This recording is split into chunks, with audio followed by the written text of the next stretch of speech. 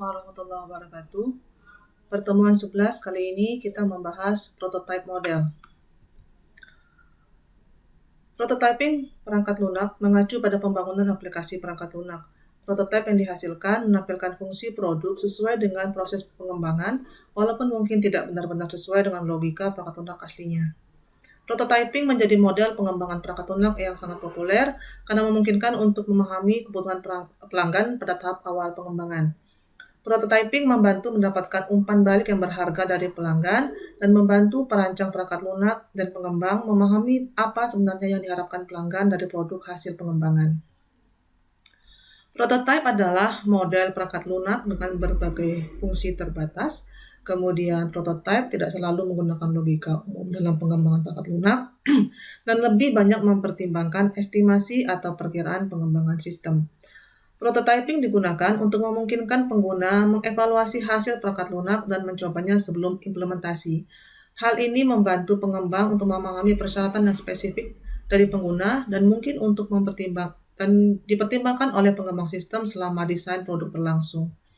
Ini adalah skema yang umum dipakai untuk prototype model. Jika Anda melihat sumber yang berbeda, mungkin akan mendapatkan hasil yang berbeda pula. Namun umumnya prototype model itu menggunakan siklus yang 4 tahap ini. Jika menggunakan siklus yang lebih lengkap, maka dimulai dari initial requirement atau identifikasi kebutuhan awal dan masuk ke dalam desain. Lalu desain akan menghasilkan prototyping atau model purna rupa. Lalu dari hasil prototype akan mendapatkan evaluasi atau feedback dari customer. Kemudian dari hasil review customer, kemudian akan menghasilkan update sesuai dengan permintaan customer, dan update ini akan menghasilkan desain yang berikutnya dan itu akan merupakan siklus. Kemudian dari hasil customer evaluation juga akan menghasilkan customer satisfied atau kepuasan pelanggan, dan ini akan menuju ke pengembangan berikutnya, lalu kemudian tahap pengujian dan tahap pemeliharaan. Kemudian dalam bentuk yang lebih besar, pendekatan perancangan model prototype mempunyai beberapa tahap umum, yaitu yang pertama adalah identifikasi persyaratan dasar atau identifikasi awal. Langkah ini melibatkan pemahaman kebutuhan produk yang sangat dasar, terutama mengenai user interface atau antarmukanya. Kemudian detail yang lebih rumit dari desain internal dan aspek eksternal seperti kinerja dan keamanan dapat diabaikan pada tahap ini. Jadi pada tahap identifikasi dasar ini yang dicari adalah bagaimana mendesain user interface. Kemudian pada tahap mengembangkan prototipe awal, prototipe dikembangkan pada tahap pengembang menunjukkan syarat-syarat dasar pengembangan sistem dan antarmuka telah disiapkan. Kemudian fitur awal dalam tahap pengembangan sistem ini mungkin tidak bekerja dengan cara yang sama, namun ini adalah tahap awal untuk dikembangkan. Kemudian fitur-fitur tersebut menjadi solusi bagi pengembang untuk memberikan tampilan dan nuansa yang sama kepada pelanggan dalam prototipe yang dikembangkan. Lalu tahap review dari prototipe yang dikembangkan kemudian disajikan kepada pelanggan dan pemangku kepentingan dalam proyek ini. Umpan balik dikumpulkan dalam sebuah metode dan akan menjadi masukan untuk meningkatkan produk tahap berikutnya. Revisi dan meningkatkan prototipe, umpan balik dari pelanggan, kemudian akan menjadi faktor-faktor yang mendorong revisi prototipe tahap berikutnya. Kemudian perubahan yang diterima dimasukkan ke dalam prototipe baru dan itu akan berulang sebagai sebuah siklus.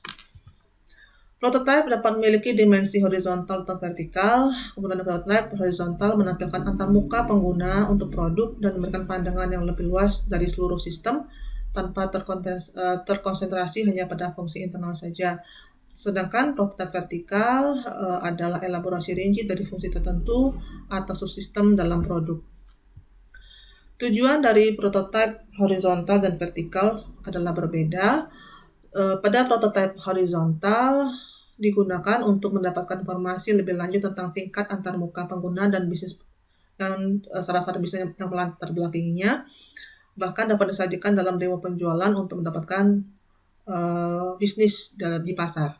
Kemudian untuk prototipe yang vertikal lebih bersifat teknis dan digunakan untuk mendapatkan rincian yang tepat dari fungsi-fungsi subsistem, misalnya persyaratan database, interaksi, dan beban proses data dalam subsistem tertentu. Sehingga horizontal ini lebih mencari apa yang diinginkan oleh pelanggan dan bagaimana merancang antarmuka yang tepat untuk pelanggan.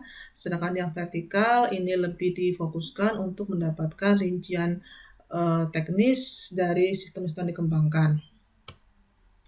Ada berbagai jenis prototipe perangkat lunak yang digunakan dalam industri. Berikut ini adalah jenis prototipe perangkat lunak utama yang digunakan secara luas. Yang pertama adalah throwaway atau rapid prototyping.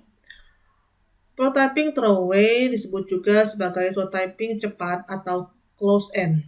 Ini jenis prototyping yang penggunaannya sangat sedikit membutuhkan analisis persyaratan. Kemudian setelah syarat yang minimum itu dipahami, maka prototipe langsung dibuat dan dikembangkan dengan pemahaman yang lebih jelas tentang persyaratan pengguna. Secara umum, throwaway atau rapid prototyping ini adalah sebuah model atau tipe dari prototype yang dikerjakan dengan waktu yang lebih cepat dengan syarat yang sangat sedikit. Yang kedua adalah prototyping evolusioner.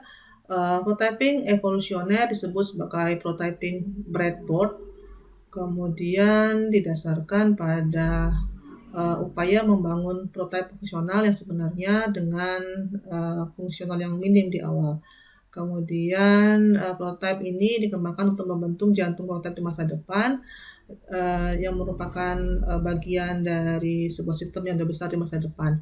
Kemudian menggunakan prototipe evolusioner adalah cara untuk memahami persyaratan tambahan jika sistem ini akan dikembangkan. Sehingga prototyping evolusioner sesuai namanya, maka ini adalah prototype yang akan dikembangkan bertahap dan tahap awal ini adalah tahap membangun prototype yang akan menjadi jantung sebuah sistem yang lebih besar di depannya. Kemudian yang ketiga adalah prototyping incremental, yang adalah prototyping yang mengacu pada pembangunan beberapa prototipe fungsional dari berbagai subsistem dan kemudian mengintegrasikannya ke dalam sistem yang lengkap. Kemudian ada prototyping ekstrim, ini adalah prototyping yang digunakan dalam domain pengembangan web. Terdiri dari 3 fase sekuensial. Pertama, prototype dasar, yaitu membangun semua halaman yang akan disajikan dalam format HTML, kemudian pengolahan data disimulasikan menggunakan lapisan layanan prototype. Kemudian yang ketiga, akhirnya adalah layanan diimplementasikan dan integrasikan ke dalam prototype terakhir. Proses ini disebut dengan extreme prototyping yang digunakan untuk menggambar tahap-tahap pengembangan dalam desain web. Perhatian pada tahap kedua dan dari proses di mana user interface berfungsi penuh dan dikembangkan dengan sangat sedikit perhatian pada layanan sistem sebenarnya. Prototyping perangkat lunak paling berguna dalam pengembangan sistem yang memiliki tingkat pengguna yang tinggi. Interaksi online adalah contohnya. Sistem yang membutuhkan pengguna untuk mengisi formulir atau menggunakan berbagai macam layar sebelum diproses dapat menggunakan model prototyping sebagai model yang sangat efektif. Kemudian perangkat lunak yang melibatkan terlalu banyak proses data dan sebagai besar fungsi eksternal dan interaksi yang banyak dengan berbagai antarmuka juga dapat memanfaatkan model prototyping. Kemudian pengembangan prototype bisa menjadi overhead atau tambahan dalam proyek-proyek tersebut dan membutuhkan banyak upaya ekstra. Prototyping perangkat lunak digunakan dalam kasus-kasus umum dan keputusan harus diambil sangat hati-hati sehingga upaya yang dihasilkan atau dihabiskan dalam membangun prototipe menambah nilai yang cukup besar untuk software akhir yang dikembangkan. Model ini memiliki pro dan kontra tersendiri dalam pengembangannya. Ini adalah kelebihan prototyping. Yang pertama, meningkatkan keterlibatan pengguna dalam produk bahkan sampai sebelum implementasi. Yang kedua, karena model kerja sistem tampilkan pengguna menjadi lebih baik dalam pemahaman tentang sistem yang dikembangkan. Yang ketiga, mengurangi waktu dan biaya. Yang keempat, umpan balik yang lebih cepat. Yang kelima, fungsi yang hilang dapat diidentifikasi dengan mudah. Dan yang keenam, fungsi yang membingungkan dapat diidentifikasi ulang. Kemudian kelemahannya adalah resiko analis persiapan yang tidak memadai, kemudian pengguna bingung dengan prototipe yang sebenarnya adalah praktis. Kemudian metodologi ini dapat meningkatkan kompleksitas sistem dalam ruang lingkup yang berkembang melampaui rencana awal. Kemudian pengembang dapat mencoba menggunakan kembali prototipe yang ada untuk membangun sistem yang sebenarnya bahkan ketika secara teknis sistem sudah ada. Yang kelima adalah upaya yang diinvestasikan untuk membangun prototipe mungkin terlalu banyak jika tidak dipantau dengan benar. Demikianlah materi mengenai model prototipe. Secara umum, prototipe itu adalah sebuah model yang berkembang dengan cepat dan mengutamakan desain interface terhadap pelanggannya. Kemudian ada beberapa tipe yang akan dipakai di dalam prototipe dan setiap pengembang sistem dapat menyesuaikan kebutuhan masing-masing. Tugas Anda di minggu 11 ini adalah membuat resume paper publikasi internasional dengan tema prototype model. Anda boleh gunakan salah satu paper yang saya siapkan di dalam GC atau bisa mencari sendiri dengan teknik publikasi internasional. Kemudian tugas dikerjakan dalam 1 minggu. Anda kumpulkan minggu depan sesuai dengan deadline masing-masing kelompok. Gunakan format yang diberikan dan mohon dikirimkan sesuai dengan tenggat waktu yang diberikan. Terima kasih. Ketemu lagi minggu depan insya Allah. Assalamualaikum warahmatullahi wabarakatuh.